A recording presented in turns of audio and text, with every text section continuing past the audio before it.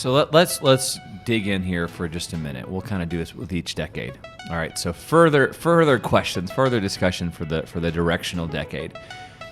You talk about a lot of these life direction things, right? Not everybody has the option to get married because they haven't met the right person, Sure. right? But I think that one thing probably most people have the opportunity for, if you look at it and if you put yourself in the right environment, is to take on responsibility. And can I just quickly share something on, like, from my 20s experience? Yeah. And I work with 20s people all the time, so this Right. is one of the things I see the most. I think the best thing about the directional decade, the best thing you can do is...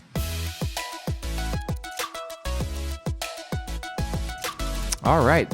Hey, welcome to the Allison Park Leadership Podcast, where we discuss the principles behind our plans. I'm one of your hosts. My name is Dave. And my name is Jeff, and we are now in the midst of Season 2 of the Allison Park Leadership Podcast. Honestly, I have to say this has been my favorite season of the two. I think we found a rhythm now.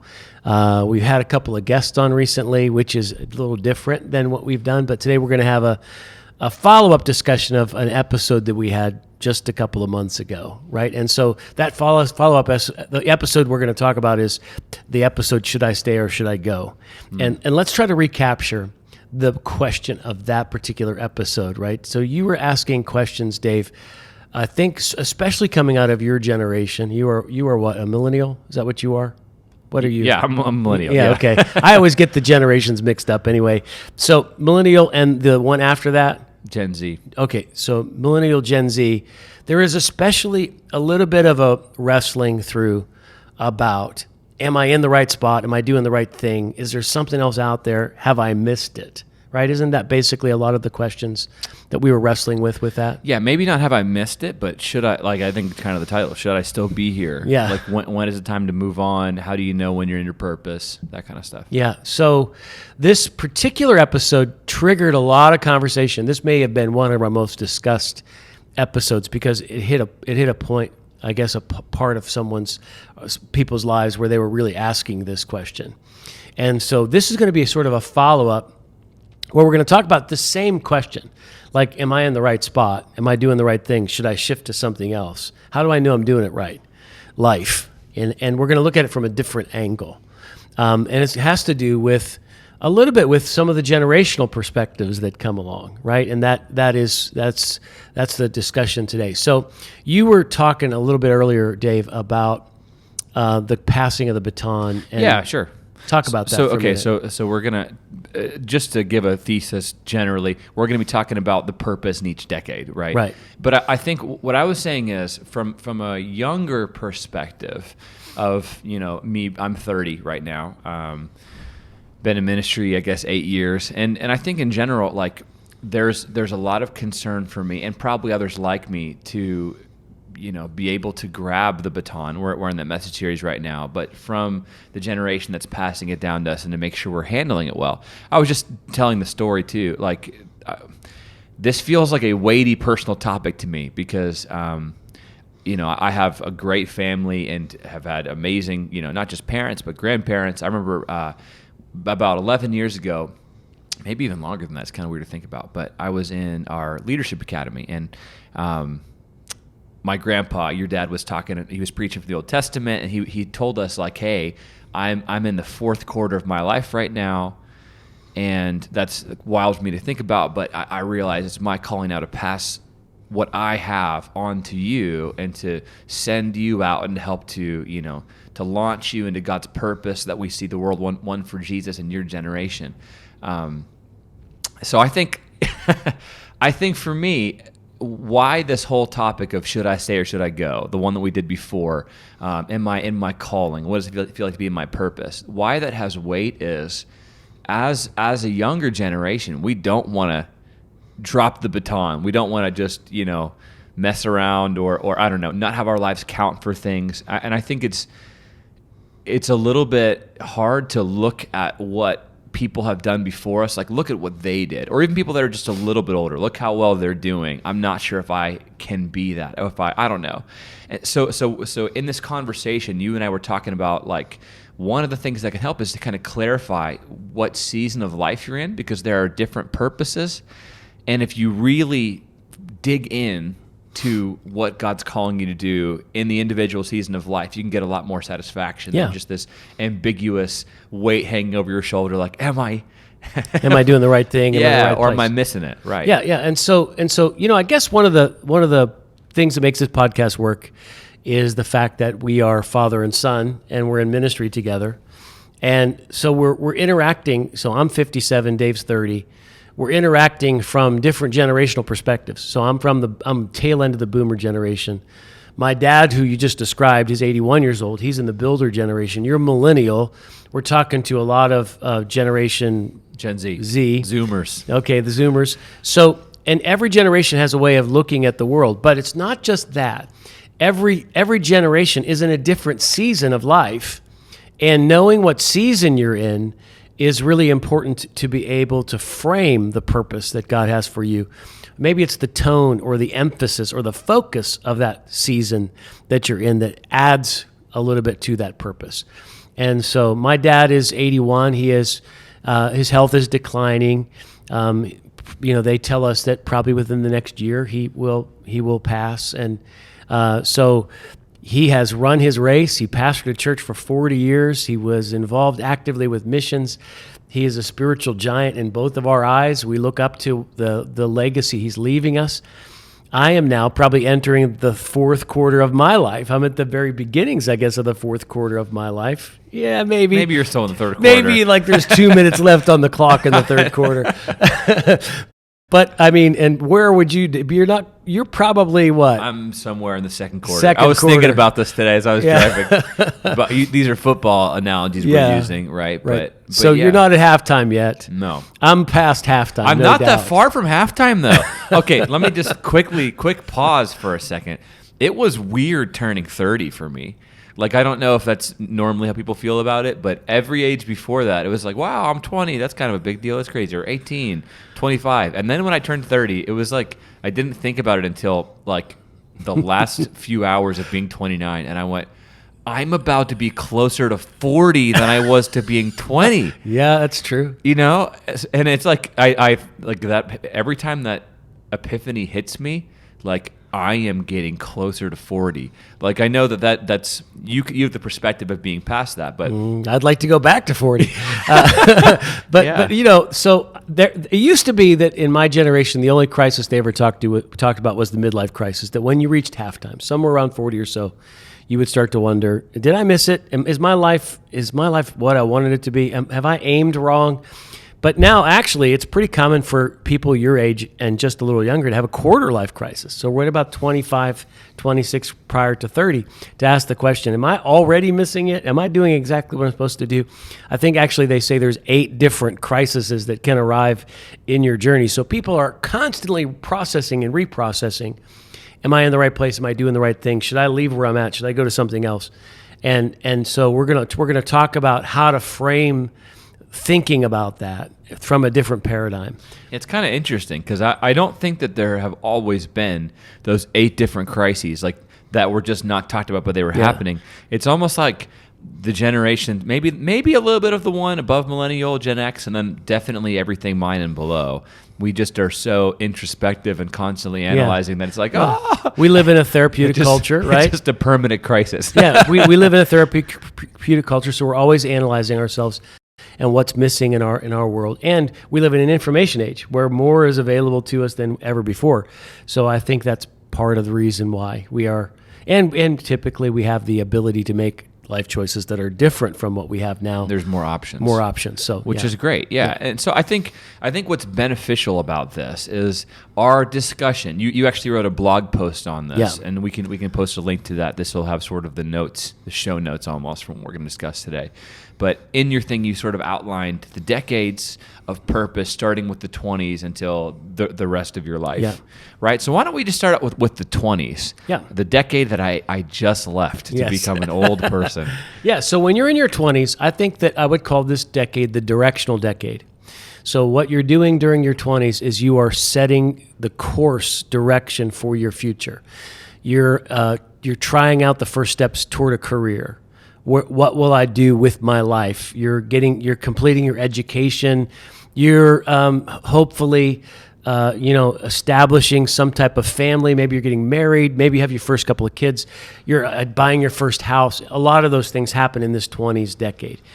And I think the key here is if you set the course well, if you aim right in your 20s, and I would say this, the earlier you can take on responsibility in your 20s.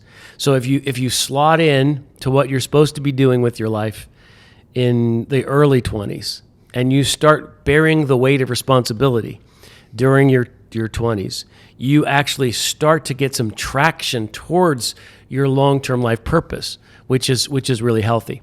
Now, I think what tends to happen for the Zoomer generation and the millennial generation is a lot of times your generation has delayed setting a direction till later. It's sort of like, I don't want to do this too soon, and so I don't want to get married too soon. I don't want to have kids too soon. I don't want to make a decision on a career too soon because I've got some life to live, and I want to live first. I want to travel Europe, or I want to do whatever I'm going to do. And then eventually I'll settle in my late 20s, early 30s into some type of life direction and find a life partner and start a family and buy a house and all that stuff. But I'm going to put responsibility off until later.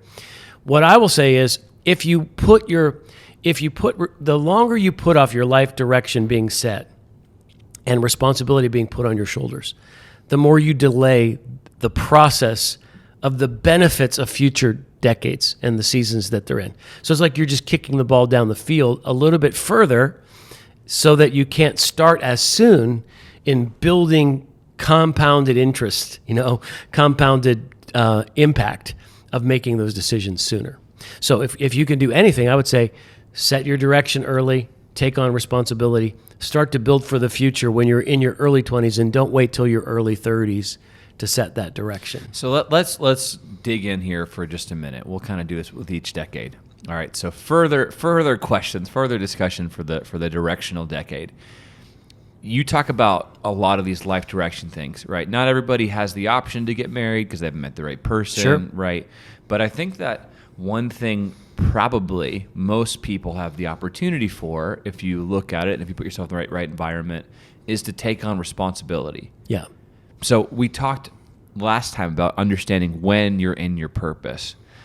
Should I stay or should I go? Am I in the right spot? Has God moved me on? I think that there's a lot of helpful resources there, but what are steps to get into the direction and then to take on responsibility? What are some of those steps? Okay, this is part of what we came out with in that last episode, should I stay or should I go, that the measure for whether you're not in the right spot is not how you feel about where you are. It's about whether or not you're addressing the right problem in the world. God's primarily concern is not with your self-fulfillment, but he's wanting to use you to address some issue or problem in the world. So he has designed you, given you gifts and talents so that you could be a tool in his hand to accomplish a purpose of solving some problem in the world. So it really doesn't matter what position you hold yet. It just matters that you're paying attention to the right problem. So you're describing this for anybody, regardless of their career field, yeah, right? So you were sort of saying that from a ministry perspective. Yeah. So let's say the problem you're trying to solve is to educate children, and you are working towards becoming an educator, right? You're going to become a teacher. As long as you're in that field working on that problem, then you're taking on responsibility, right? Whatever it is that you feel a call to, if you're called to help mend people's physical bodies because you want to be in the medical profession, as long as you're in that field working on that problem, starting to take on responsibility, then you're moving in the right direction. So it's that you have identified what problem has God designed me to be a part of the solution for, and that you've already found a spot in that particular arena working towards making a difference in that area. And so you don't necessarily know what you're designed for? Well, you do. I mean, you're discovering more and more about yourself, but I think you discover yourself as you work towards being a solution to things. So you start to discover your gifts and strengths as you work at things. And as you're working, you're learning yourself and you're learning how to do things. Your skills are developing, your self-assessment is developing. Your network and relationships are developing, and more you're proving yourself, which allows for people to trust you with more responsibility, more opportunity in the future. Okay, and then let's say that there's no glamorous, glorious opportunity just being handed out to you. What can you do to take steps towards responsibility, maybe to create an opportunity for yourself if there's not one that just is conveniently right there? Well, it very rarely do glamorous opportunities get offered to you, right? It's normally mundane opportunities. Okay, talk about that. Don't despise the mundane. Don't despise the small. Just get started. In fact, it might be as important who you work for and who you work with as it is what position you hold. Because actually, the people you are with will probably open the doors for you, help to open those doors for you in the future. So you get into the right place, working on the right problem with the right people, and you start to do well with it, and gradually doors will open up for you moving into the future. And can I just quickly share something from my 20s experience? Yeah. And I work with 20s people all the time, so this is one of the things I see the most. I think the best thing about the directional decade, the best thing you can do is stick with something. Yes. Because even it doesn't have to be the right direction always. It's not like, well, should I be, doing this exact thing here or this exact thing, because they're totally different. Well, I've noticed that if you just give something a few years, like you do it for at least a year or more, or at least a school year, right? 9 months, as opposed to jumping around and not really committing until it feels perfect or life-giving or fulfilling. I think sticking with something is so key for the directional decade, at least for my generation, the one coming up right now. Yeah, so we should say it is the sticking with a direction decade. It isn't the constantly changing your direction decade, right? That's what I'm saying. Find something and stick with it and take on responsibility and build towards something early. If you do that, then when you get into your 30s, now you start to really see the glamorous opportunities appear. Okay, so I wanna go to the 30s, but I just have sort of one last thing, because I think this was kind of the whole theme, a lot of what we talked about in our first episode this. How do you know if it's the wrong direction? Because I think that's the fear. I don't want to stick with something. What if it takes me so far away from what I could be? Is any direction the right direction? So it's not that God can never shift or change you into different places, but I guess the thing is, becoming a person who's responsible and productive in any field is better than a person who has moved around so much that they haven't learned what it is to be responsible and productive. Yeah. So probably the biggest thing is that you pick a direction that you feel 70% sure about. Yeah. That you can develop both proficiency, productivity, responsibility, and you learn to be trusted in that area. Yes. Because sometimes the skill sets of learning to be responsible, improving yourself, can be easily transferred over into another area. I couldn't agree more. But if you don't become responsible and you don't become productive, then all you are is potential. Mm-hmm. Okay? If you're productive and you have become responsible, then people look at you as reliable. There's a difference between being a high potential individual and a proven person who has both potential and has evidence of productivity. So become productive and in the best spot you can pick, because you're at least reasonably sure this is where you're supposed to be. Yeah, and it's almost like the act of sticking with the direction makes you into the person you need to be for your 30s to take those big steps. Exactly. Less so being on the exact right track, and more sticking with the direction so that you become that. I love that. So maybe we could call it the take responsibility decade. That sounds a little less fun. I don't like that as much, but yeah, whatever we want to call it. Okay, so that's sort of a cap on the 20s. Let's talk about the 30s now. Okay. What I just entered into. So this is what I call the establishment decade. Okay. So if you do end up in the spot where you're reasonably sure you're supposed to be, and now you've proven yourself for a little bit, now your skills start to show. Now people start to say, "Oh, you're good at that." Oh, have them come in and talk about that. Or, boy, that person right there, they have something going on. Now you're not a rookie learning everything for the first time. Now you've demonstrated that there's some places where you shine and you become established in that field. Like you become a great teacher. You become an effective pastor and leader. You become excellent as a money manager or whatever it is you're doing. And people start to turn their head at your capacity now.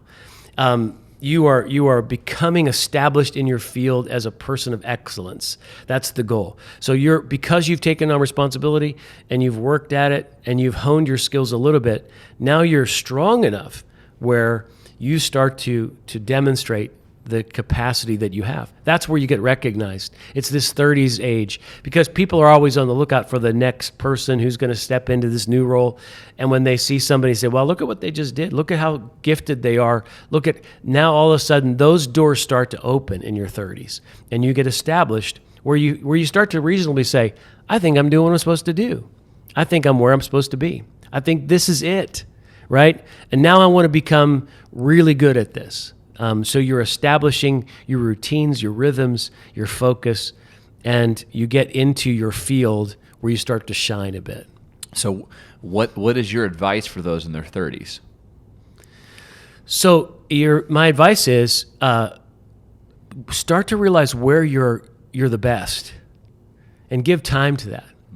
Augment your strengths. The whole thing is, where you're strong, that's where your energy, you do so much better to build the strengths that you have into greater strengths than to try to be well-rounded and to spend a lot of time managing your weaknesses. So surround yourself with people in your life who can do what you can't do. So the weaknesses you have, don't try to become a perfect, balanced human being who's good at everything, but the stuff you're really good at, go there. Build those strengths, because that's where you're going to shine. And that's actually where the doors will start to open for you. So hone your understanding of your own gifts and become skilled. Proverbs says, I think it's 29, do you see a man or woman skilled in his or her work? They'll stand before kings, not before obscure people. So this is where you start to hone your skills so that you can stand before kings, so that you become a person of influence. So let's rewind to your 30s. Yep. Okay. Talk to me about what some of your landmark moments were in your 30s. What were some of the big life lessons? What were some of by the end of my 30s, this is, you know what I mean? What do you remember about them? Because I think with 20s, there's so many obvious questions and, where am I going in the right direction? And am I going to get the opportunities? I think 30s, people can fly over sometimes. Yeah. And you can maybe even lose track of your priorities, or I don't know. But yeah, okay. So when I was 24, I took the job at Allison Park as the pastoral assistant. I was in the right field, even though I didn't like my job description. I was taking responsibility for the growth of Allison Park Church, even though I wouldn't have picked the role exactly like it was. But I was serving my pastor, my boss, and I was working at my trade, right, as a pastor. When I was 27, I got promoted. Then I became the lead pastor of Allison Park Church. I was in over my head. So I have had a baby. That's you, because 30 years I've been the lead pastor. You're 30 years old. It happened the same basic weekend. Okay, so I become a pastor. I become a dad. I'm married. I'm now establishing my household, and all of this was just about learning how to bear the weight of responsibility. When I was 31 years old, we planted our first church. So something began to emerge in me in my early 30s where I began to demonstrate, okay, now if you know my story, we've planted 31 churches. But the skill of apostolic gifting peeked its head above the surface when I was just 31 years old. And we planted our first church, and then we planted our second, we planted our third. And then by the time I was mid-30s, there were people asking me to come and speak at conferences to tell the story about how we planted churches. So 36 years old, I'm now speaking at a conference with 300 pastors telling the story about how we planted our first few churches. During that same era, we had sort of a little mini revival moment, and Allison Park Church continued to grow. By the time we got to the end of my 30s, we were looking at building a building. So it was sort of like I got my legs under me as the lead pastor, and I started to actually show the proficiency that I had in my gifting. And so by the end of the 30s, I knew who I was. I knew what I was good at. I knew what God had done in my life. I had been established in my field. Now I wasn't any longer trying to say, how am I going to survive another week as the pastor of this church? Because I don't know what I'm doing. I was now saying, okay, now I know what I'm doing. God's given us momentum. I want to steward this momentum well. So that's what I mean established. You get established in your gifting, your excellence, your calling. The areas where you shine start to come to the surface during that decade. That's great. Okay, last question on 30s, and then we'll move on. What do you see as being maybe the primary struggle or something that like the 30s decade people tend to wrestle with as they're in that phase of life? So a lot of times this is a place where you get really stressed out.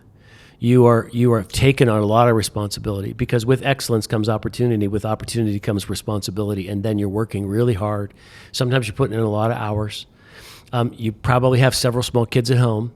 You may be married now for 5 to 10 years, and a lot of people end up bailing on life because they give into a temptation. They start to use drugs and alcohol to cope with the stress. They end up cheating on their spouse, or they end up just constantly longing to start over again. Boy, I wish I could go back to my 20s and live it up, and I didn't have to deal with all this pressure all the time.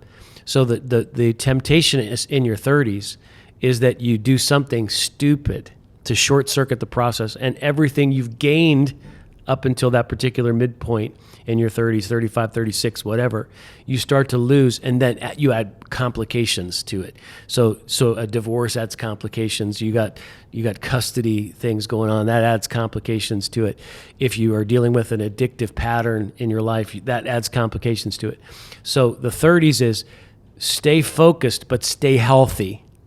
Get established, but pay attention to the health of your soul. Make sure your marriage is strong and your family is strong so that you survive the 30s and you don't end up shipwrecked in the middle of it all. Yeah, that's good.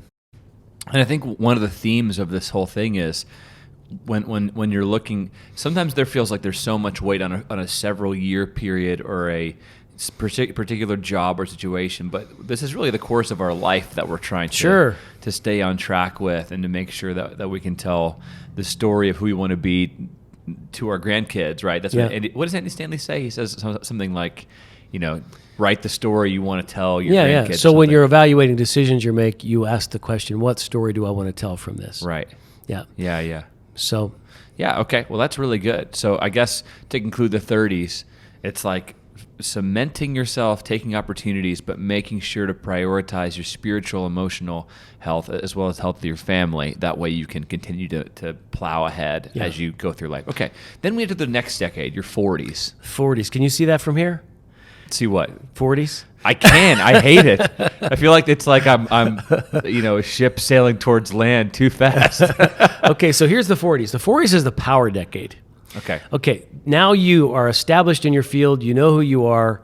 You still have enough health and energy to be able to put in a solid amount of time. Like you don't get fatigued. You're not as much typically dealing with the health issues yet. You're not going to play in the NBA anymore, okay?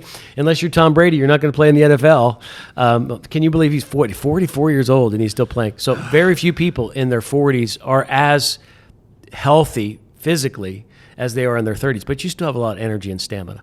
Now's where you really accomplish most of what you're going to accomplish in your life. Between 40 and 50 is where you get the power results. Here's where you no longer have to even think about the skills you have. Whereas you used to, when let's say you have to present at a business meeting and you're going to have to talk for 15 minutes, you might spend several hours working on that 15-minute talk when you're 28. But when you're 43, you've done that talk so many different times that all they have to do is look at you and you can stand up and boom. You have practiced. You've got a routine down. You know what your skills are. You're probably starting to mentor other people because you have a certain level of competence. And so because you have energy and competence, if you really set some good goals, this is where you make most of your money. This is where you accomplish most of your career goals. This is where you become... this is where you really get some traction. 40 to 50, look out. This is where big stuff can happen in your life. So I want to keep talking about this, but I also want to think about, so what if somebody's raising a family, right? Like, so your primary thing is to be with the kids and stuff. What I guess we didn't really cover this with the 30s. We can recap that if we need to as well. But what are your 30s and 40s like? So in the 30s, typically you have young kids and you're spending a lot of time just keeping them fed and going to school and clothed and, getting all the basics done. But, when you're 40s, typically you end up having teenagers. And actually, this is still power decade stuff for family, because if you've done well in establishing your family patterns and your kids have been established in your raising them well, when you get into your 40s, you can start to aim your teenagers in a really good direction. And now here's the power spot. You step back and you start to watch your young person, your young man or woman that you have raised, they start to shine. Like you see them on the ball field doing something amazing, or watch them perform musically, or you see them getting great grades, or doing acts of service in ministry at their local church, and you start to say, wow, look at what I'm this human being that I've raised and what they're becoming. So you start to reap some of the harvest of all your parenting efforts when you get into your 40s. That's kind of the thought of family life. Now, if you're a stay-at-home mom or dad and you start to get into those teenage years, what also makes this a little bit different is now you have some discretionary time where you can start to think about re-engaging in maybe a career or calling that you had put on hold for a minute. So Melody didn't spend as much time in active ministry during her 30s because she was spending so much time with the 5 kids we were raising. But as she turned toward her 40s and you guys got older, she began to shift now into doing things she's always dreamed of doing but hadn't been able to do yet. But the credibility of her raising her family and building her prayer life and doing all the things she had done set her up in her character so that she could step into other things that she was always good at, that now she began to experience some fruit from and enjoyment from, which was a little bit different than what she had done in the decades prior. I don't know if this was like this for your generation or not, but I know with my generation and younger, a lot of times I think there's a fear that this is going to be a waste of time, that that being stuck at home or not being able to be in a career is less significant or it's lower potential. But I can speak as somebody who was raised by who was a stay-at-home mom throughout that time, and I could not possibly be where I am without what she poured into me. And your catchphrase you said they're going to put on your tombstone is it's not as much about what you do as what you set into motion. And I think that for stay-at-home parents, what they have the opportunity to set into motion may be far greater than what they could have done in that decade. Sure. Well, but even beyond that, the skills that we'll talk specifically about my wife, about Melody. The skills that she learned as a mom with 5 kids, homeschooling, managing the household, learning how to process her emotions and dealing with all the stress of that.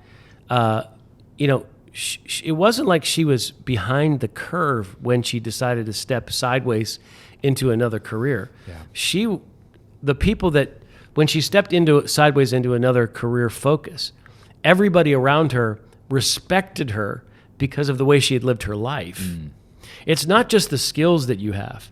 It's the character you've built that opens doors for you in the future. So if you're a stay-at-home mom and you're building character into yourself and into your family, if character is built and you've carried responsibility, you've proven that you can carry responsibility, these are crossover benefits that fit into any career. Yeah. And so I don't think it's wasted time at all. It just isn't time that you spent in the career that you're now going to move into. Yeah, that's really good. I love that. So you look at your 40s now. That's a power decade. And you're 57 right now? I'm 57. So a couple of years ago, 17 years ago, you entered your 40s. Come on. Well, and during this season, this is where we did the 100 churches in 10 years plan. Yeah. You said we only planted 31, and I was thinking, well, we were kind of a part of Well, more we directly planted 31, but then the churches we planted have planted churches, and we set a vision in 2011 that we would seek to plant 100 churches in the northeastern United States in a 10-year period of time, and accomplished that in 5 or 6 years. And so that was my power decade.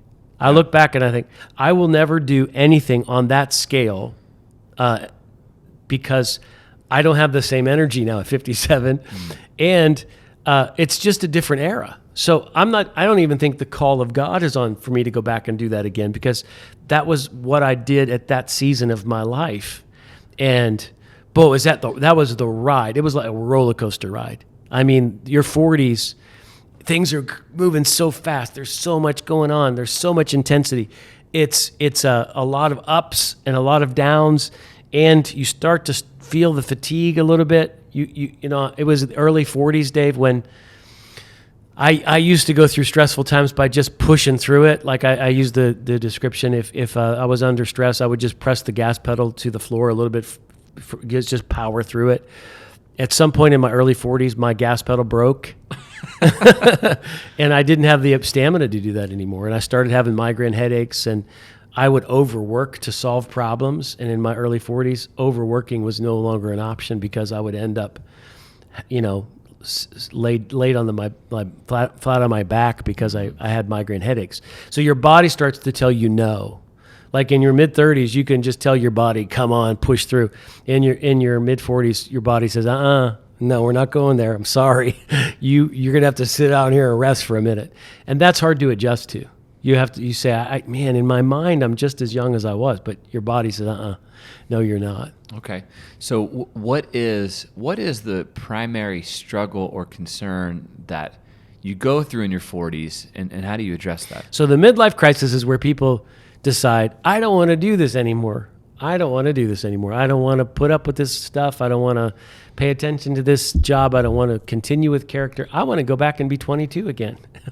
And you see people making just horrific life choices to blow up everything they've built to chase the fantasy of pleasure or youth, or to feel attractive, or to feel young again. People blow up. So stay steady in your 40s. Stay focused. Stay healthy. Don't take a detour, because this is what you've spent all your years working for. So stay in the game, because this is where people often end up blowing up their lives. Okay. And then we enter your current decade. Yeah. So the 50s, when I turned 50, like you said, you just turned 30, and like, I can't believe I'm closer to 40 than I am to 20. Well, when I turned 50, I was like, I can't believe I'm closer to 60 than I am to 40. So this is the transitional decade. This is where you start to downshift a little bit. You've been running in fifth gear in your 40s. You hit your power decade. Now you start to think, okay, I'm not going to be able to do this forever. So, number one, how do I develop healthy habits to keep my body strong so that I can be healthy into my 80s if at all possible? You start to think, okay, how do I build my financial life so that if I want to retire, I can afford to do so down the road? Yeah. You start to think, okay, I've built this thing that I'm leading. Who will lead it after me? Because I know I'm not going to be able to do this forever. So you start to think about transitional time. So this is the time where you're reinventing the rest of your life. You're starting to strategize, okay, this season of my life has lasted for a certain period, but I'm going to have a second career opportunity if I stay healthy. And I either going to spend time in retirement, I'm going to take on a new challenge, but I'm going to move from what I've been doing to something else. Now, let me just say, I want to say real clearly, I am 30 years into being lead pastor. I have no plans on leaving very soon. If you're hearing like, oh man, Pastor Jeff's transitioning. No. I mean, I am thinking about the future, but I'm at the beginning stages of that imagination. What does my life look down the road, and how do I plan effectively for it? The great joy of this decade is you become a grandpa or grandma typically. You start to see your kids step into themselves. It is a decade of joy. Because basically, I am already what I'm going to be. Okay, I'm 57. I'm not trying to be something. I kind of am it, right? So I'm not aspiring anymore. I'm resting in myself. I'm resting in what I've done. I'm enjoying my family. I'm enjoying my grandkids. I'm imagining what the future might look like. I'm trying to stay healthy. And if you do good planning during your 50s, that you now are planning for the rest of your life, then you reap the benefits of what that looks like down the road. So transitional decade. Then the 60s. Wait. Yeah, you didn't hit the struggle. Talk to me about, so what do you go through in your 50s that you have to deal with? Yeah, so the 50s is, so a lot of people become small in their 50s. They start to complain. They start to say, it wasn't like that back in my day. They start to be like that, hey, kid, get off my lawn. What are you doing over here? Right? They start to get cranky about the world and about politics, and you feel like you've earned the right. I've been around here long enough. I've earned the right to say a few things, and I'm going to start. Then people start to get cranky, and often they begin to dismiss the next generation coming after them because they feel like the next generation doesn't have what they had and doesn't understand what they understood, and is trying to change everything, and so they become resentful because they no longer have the energy to do it all anymore. And they remember what it was, but we always tend to remember things better, right? Whatever story is 20 years old has become a legend now. Yeah. like if you ran for 20 yards in a game, it suddenly becomes an 80-yard touchdown. You know what I mean? Like it stretches, and we have these memories of the past. So I think the temptation in your 50s is that you become cranky and small, and you stop dreaming a dream for the future because your life feels like it's starting to slow down a little bit. And how do you adjust to that? What do you do? So find your joy in the next generation. Rather than resenting the people coming up behind you, you actually have a whole life built, and you can share with the next generation what you know and what you have. So make a way for other people. And rather than criticizing them, celebrate them and make a decision to say, I am not going to constantly talk about the way things were. I'm going to now celebrate the way things could be. Yeah. I'm just not going to be in control of it. I'm going to make a way for other people to have something really successful, and keep your dreams big that way. That's so good. Okay. Moving right along. You were saying.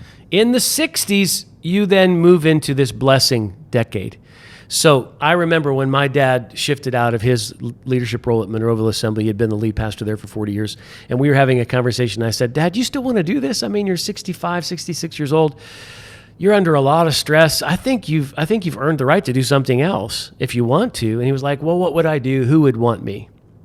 And I was like, come on, everybody wants you. If you stop being a Monroeville, everybody would have you speak. You're like, you have so much to give. And I said something to him at that moment that I think is prophetic for everybody in their 60s. I said, this is not your season any longer to build things. This is your season to bless people. So rather than trying to build the next thing and to build the next church and to plant the next church and to plant the next business, now that you've already established yourself, now you need to look back and you need to realize your words carry weight. So walk around every day and bless the next generation. Say, you're amazing. I believe in you. Look at what you did. So start aiming your tongue to speak life. And in your 60s, because of the weight, look, there is such a dearth of spiritual moms and dads in the world.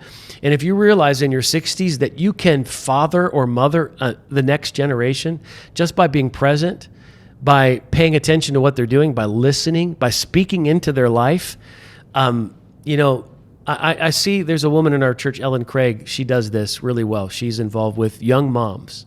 So Ellen is in the decade of her 60s, I believe, and she spends time with young moms because out of her raising her kids and living her life, she now blesses these young moms. And they look up to her and they find comfort in her experience, and she loves on them. It's beautiful to watch. So in your 60s, now you're transitioning, right? Now it's happening. You're starting to retire. So now becomes the time for you to turn on the blessing jets. Like you just every day can be a force. Who knows that one word? There was a guy that showed up in my life in the early 2000s. He was in his 60s, David Cartledge. He had hit this space, and he just traveled. Like I remember the first time I met him, and he looked at me and he said, "You're a young apostle." And I was like, "What?" I didn't even know what that really meant. And then he prophesied over me. He said, fruit is going to come into your life, much fruit and fruit that remains. He said, God has set you apart and he's using you for something. And then he said to me, I will do whatever you need for me to do to help you succeed. I was like, now this guy was, a massive leader from Australia, and he had done all these incredible things. Now he's telling me, this 31-year-old young pastor, that he believed in me and he saw apostolic gifts in me. I mean, that changed my whole life. And so you in your 60s have the chance to do that. I love that. Okay. I know you haven't entered this decade yet, but can you identify the struggle that people in their 60s? Yeah, it becomes an extension of the 50s where you really become smaller. So it's either like in your 50s, you're either going to open your scope and you're going to become bigger and bigger and bigger with your vision and more gracious and more life-giving, or you're going to become smaller and smaller and smaller and more cranky. Mm-hmm. Okay, I'm gonna use an example here, and please, if you're one of these folks who frequents these places, I am not saying this is what you in particular are doing, but there is a subculture of senior citizens that if you go to any McDonald's in the morning or Panera Bread, they are sitting around and they have newspapers out or they're talking, and sometimes the conversation can be very small and complainy.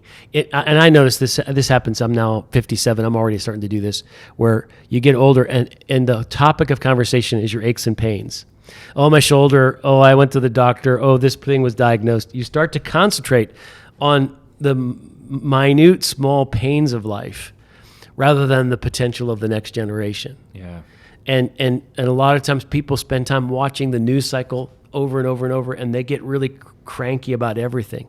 So you're going to either become crankier and crankier and smaller as you get older in your life, or you're going to intentionally stay big in your focus. Yeah. And so go to Panera Bread, talk about big dreams, bring a young person with you. That's a great thing to do. That. Yeah. I love that. So the solution, you would say, is to find a young person.